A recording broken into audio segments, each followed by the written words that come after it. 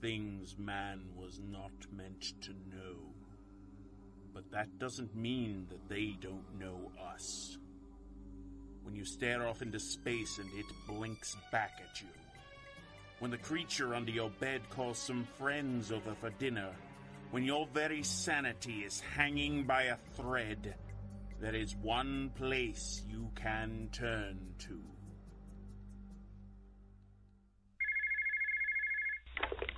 Lovecraft Detective Agency. If you're sane enough to ask, you probably don't need our help. Oh, hey!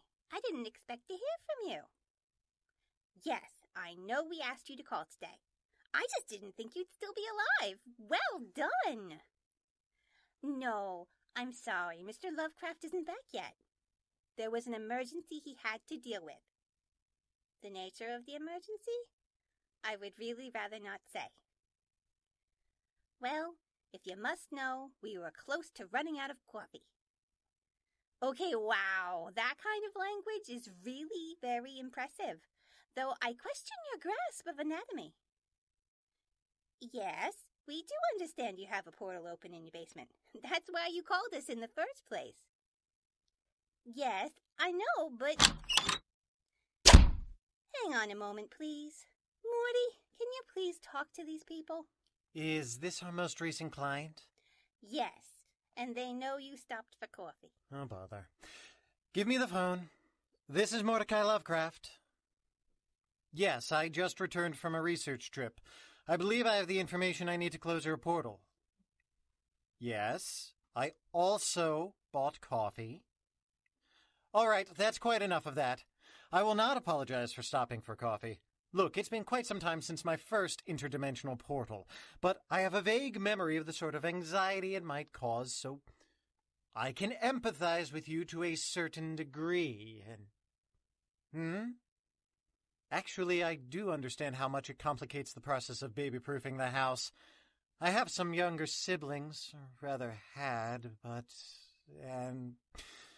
Sorry, I'm getting off topic. Look, can I just ask for your patience long enough to point out that I am a specialist in unknowable and unspeakable horrors? Well, the reason it's relevant is that I would like you to put yourself in my shoes to the best of your ability and imagine how much sleep I get on an average night. Exactly. So, I hope you can understand that in my case, coffee is a necessity and not a luxury. Now, would you like me to close the portal for you? Yes, of course, over the phone. Are you within, say, 50 feet of the portal? Excellent. I would hold your phone away from your ears if I were you. Razfal Shavir! All right. Is the portal closed? Fire? Yes, of course there's fire. I don't care about that. Is the portal closed? Well, good. You seem rather fixated on the fire. Just go in and put it out. It's not magical or anything. Well, surely they have people who do that, right? What's it called? Fire Bureau? Fire department. Fire department, yes. Go ahead and give them a call, and in about 5 years when the portal reopens, please give me a call back. Oh, without question. 5 years tops. Sell the house? I think that was my first suggestion, wasn't it? Though, if that's the idea, definitely call the fire despot, or what have you. Good afternoon. I have a question. Did you wish to keep it, or trade it for an answer? Trade, please. A bit pedestrian for you, my dear, but carry on. When you were outside just now, did you notice that something had eaten the sun? You asked me to watch for that once, but the sun is invisible from the window at this time of day. I applaud your sense of duty, but no. It's just a rather impressive amount of cloud cover. Impressive or ominous? I was not aware the terms were mutually exclusive. Would you be so kind? You got it. Hello. Sorry, this is normally the part where I would say come in, but that's not going to happen right now. Something wrong, Gladys? Some vampires to see you, Morty. Really? Oh yes, goodness, I haven't seen that Moby Dick white in an aura for several years. May I assume you are responsible for the weather? Your office hours are not necessarily conducive to our lifestyle, so it was a necessary step to facilitate our travel. May we come in? I'm not a trained vampire hunter, but I believe this is covered in Day 1. Very much no. You may not come in. You would have us do our business on your threshold? Phrasing. Do I have the honor of addressing Mr. Mordecai Lovecraft? If you consider it to be an honor, then yes. Excellent. I am Camilla St. John, and this is my associate, Vladimir Tempest. Interesting. Did you change your names once you were bitten, or do vampires have a proclivity towards victims with certain names? Does it matter? Just academic curiosity. He certainly doesn't want to give the impression he actually cares. We would like to hire you. I see. Well, I would very much like not to be hired by you. However, I strongly suspect you know that. There is a 4,000-year-old mummy who is causing us a distinct amount of frustration. We would like you to eliminate her. I would not generally be interested in that kind of work. You work with unknowable and unspeakable horrors. I do, and mummies do not fall into either category. Anyone can read up on Egyptian mythology and burial practices and know what they need to do. That is true of mummies which lie still in their pyramids. But the curse which keeps this one alive when her brain was pulled out through her nose before Rome was an empire, surely that is within your purview. It may or may not be. Just because magic is old does not mean that it is unknowable. Just because the language has not been spoken in many centuries does not mean it is unspeakable. Poetic. And somewhat beside the point. Whether the curse is knowable or not, I do not wish to take on this job. I'm afraid we must insist. If you're insisting he take on a job he doesn't want to, then you should be afraid. I believe we can change your mind. Since you won't invite us inside, I will simply slide this envelope across the floor to you, shall I?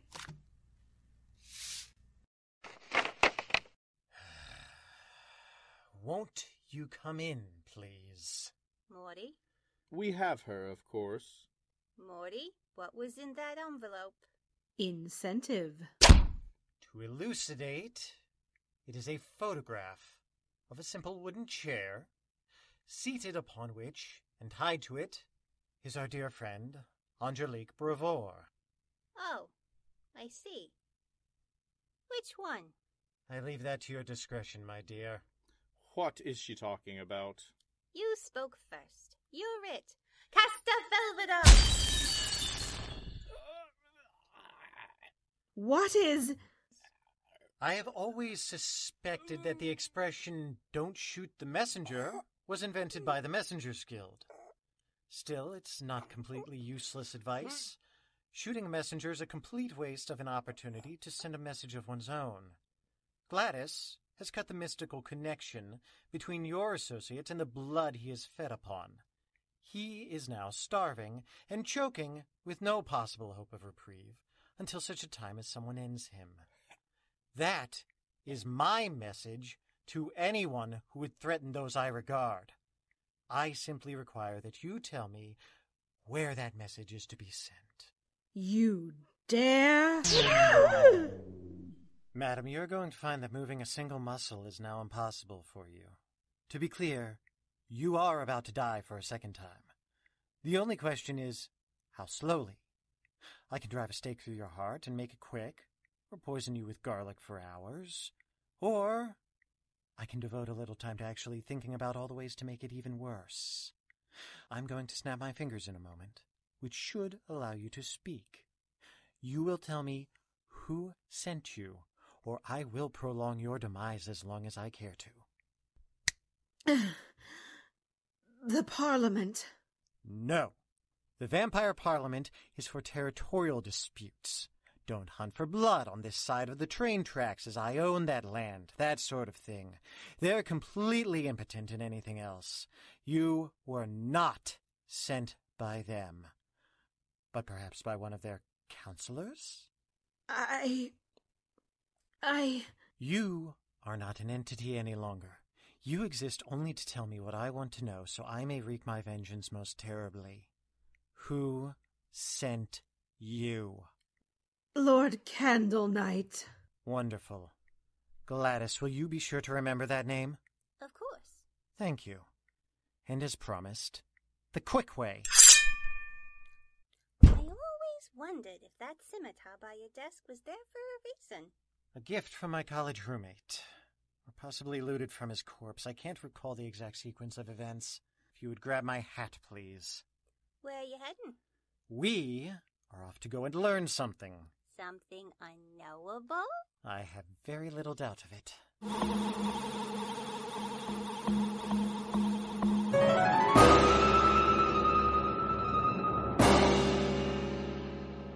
Was not expecting you, was he? You never know with him. We have not announced our coming, but yes, Gladys is right. He does often seem to be expecting me even when he has no reason to. The secret, young man, is that I'm always expecting a Lovecraft to come knocking at my door. Hello, Mordecai. Adam? You remembered. I'm honored. Though since I'm certain this is not a social visit, perhaps you should refer to me by my title. If you prefer, but it does seem a bit disrespectful. Why? I am a doctor of medicine, fully accredited, and I have a doctorate in many fields besides. I'm not sure a degree you got in the 1800s counts. How do you put that on your resume? Fair. And you really wish to keep using that particular surname? You, of all people, should know that a parent does not cease to be a parent because they are a disappointment. Very well then, Dr. Frankenstein. I need your help. I expected nothing less. Tea? A soft drink? We have some hot cocoa brewing. Really? Chocolate? She really doesn't mean offense, Ginger. There are only a few days in a month when chocolate would affect my charges, Gladys. The rest of the time, well, anything to remind them of their humanity. Nothing for us, thank you. Then down to it. What brings you to me, Mordecai Lovecraft? I have a problem with vampires. You're not alone in that here in these walls. Shall I fetch the blood, Doctor? Hear the whole story, young lady. I do not believe he wants my blood. Why would I? I met a vampire in the 1930s. He thought the blood in my veins was a cure for his condition. He was right, but only from a certain point of view. I am death come to life, and my blood can restore life to something dead. And to a vampire, that's instant destruction. Interesting. I keep some vials of my blood on hand, but since this seems to be news to you, I suppose it is not why you came. There is a rumor that you once offered a trade to them. That offer is still good. Yes, but I would like you to give it to me. You want me to give the secrets of the curse which made the first vampire to one of the few beings on this planet with the sort of knowledge needed to undo it? I do. You could destroy all of the vampires in the world? I believe so. That is certainly my intention. They have taken a woman whose destiny seems bound up with mine somehow. I'm somewhat irked by that. Doctor, you must give him your research. Must I? I know you hate them, Ginger, and I understand that better than you can imagine. They will never make the trade. Never is a long time. Yeah, I didn't hear this rumor. What was the trade about? A curse for a curse. The secrets of the vampires for the secrets of lycanthropy. The chance to help cure the men and women who come here for help. We could be free. I suspect the young lady is correct that a trade is unlikely. You will never use the information to destroy them, and they know it. And with all of the infighting which is basically a vampire's national pastime, it's much less ideal for them to have some vampires with access to that information and some without. That is correct. Today. Tomorrow. It may change. I know that may be frustrating, but it is the way immortals think. If you destroy the vampires, we may never recover their secrets. And you have nothing you can offer me of equivalent value. What if he's not the one asking? Gladys? Morty, you never were a great negotiator. You have to know what the other person wants. Gladys, you mean to say... Any pieces you want, when I'm done using them, of course. You said parts of me would make it a lot easier to finish your little project, didn't you? Freely given, yes. Okie dokie. You give Morty your research, and I can be part of your Build-A-Bride thingy. And this offer is only after you pass. I did ask you once if you wanted to share a life as well as a death. He's very sweet. I will ask that you stay at my side until we have finished our business with the vampires, Gladys, but if you wish to be with Dr. Frankenstein, then I certainly will not stand in your way. A girl could do worse. But no offense, Adam. The way you were stitched together, all those souls stuck in there and intertwining, honestly, your aura gives me a headache. I just couldn't. Very well, then. My loss, but the bargain is acceptable to me. I only have one condition before we proceed. Which is? Tell me the whole story. I strongly suspect I am missing a detail or two which might be enlightening.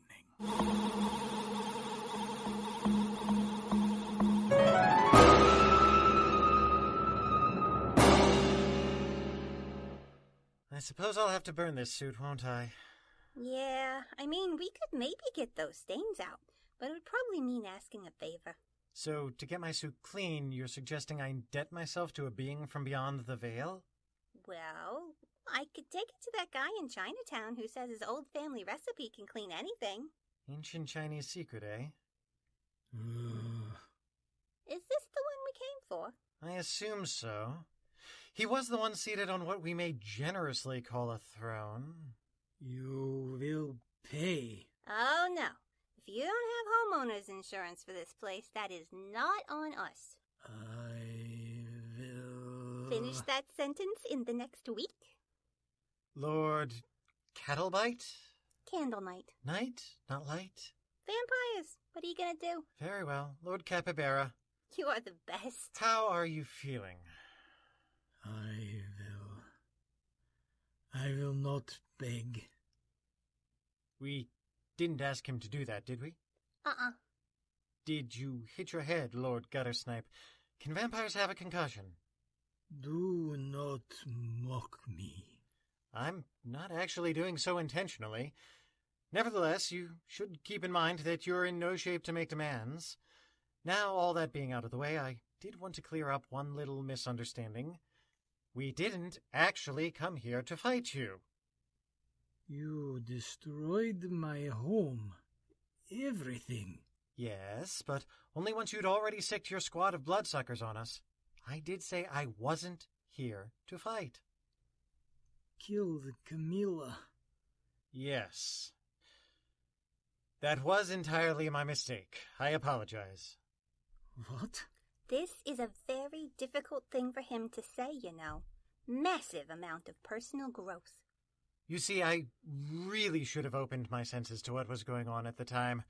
It was extremely odd that vampires would visit me in the first place.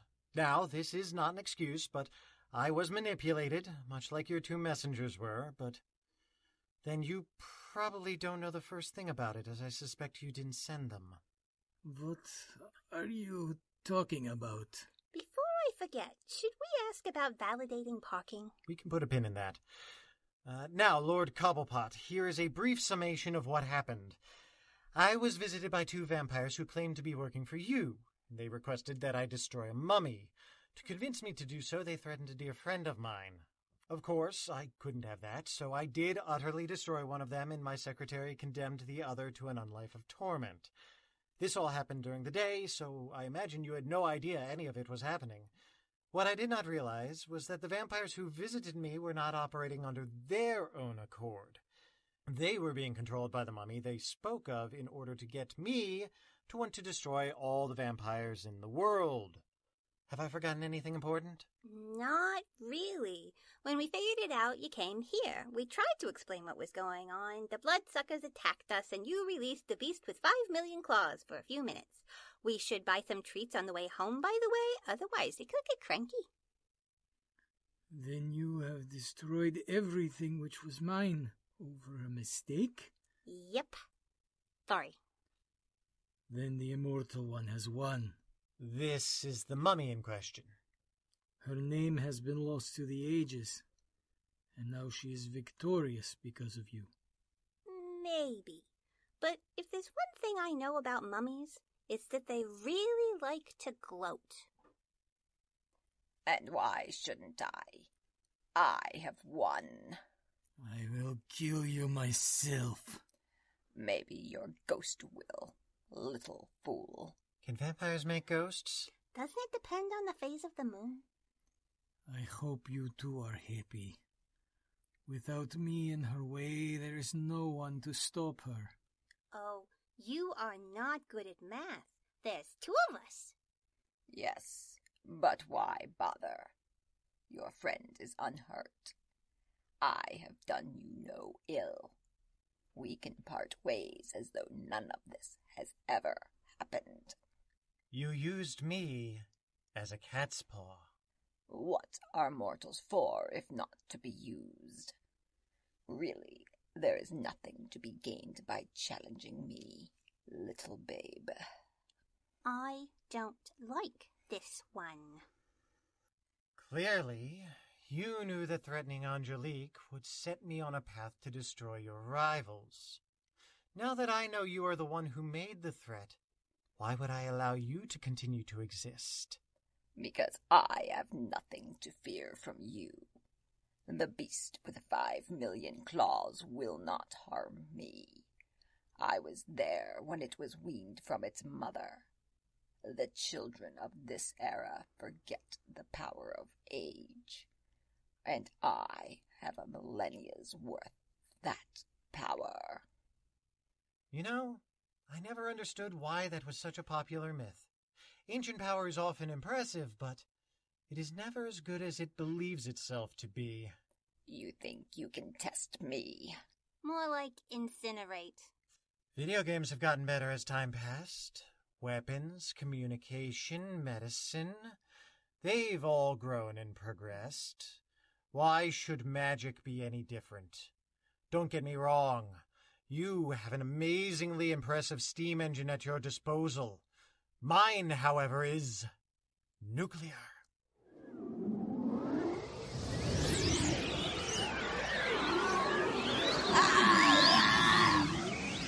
Right then. That's that. Have a lovely remainder of your evening, Lord Underbite. Sorry again for the misunderstanding.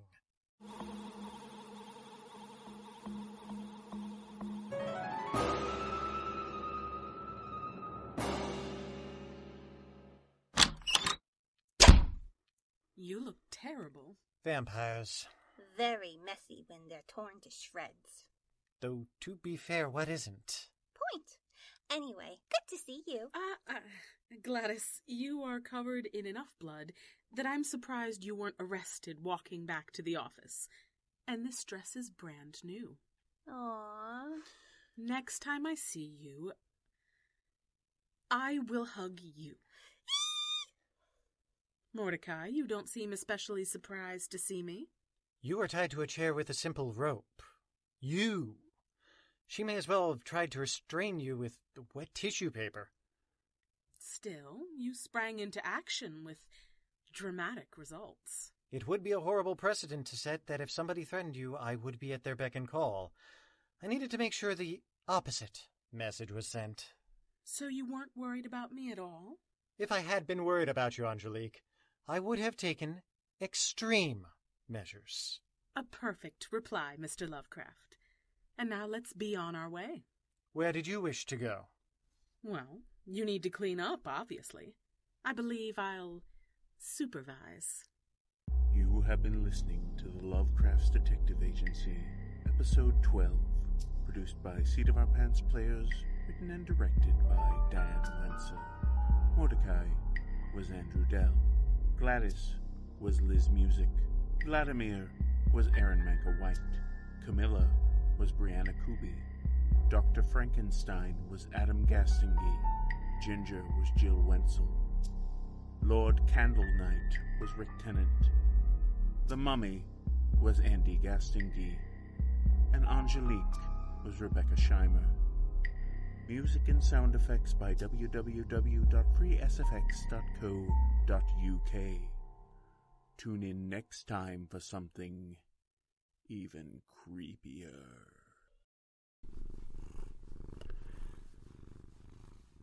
Do you hear that sound? That is the sound of our cat. She is very happy. She's very happy because we have supporters on Patreon, including one very special person who is supporting us at the Founder of the Feast level. Please, if you can, head over to patreon.com/seatofourpantsplayers. We'd appreciate it, and thank you so much to everyone who already is.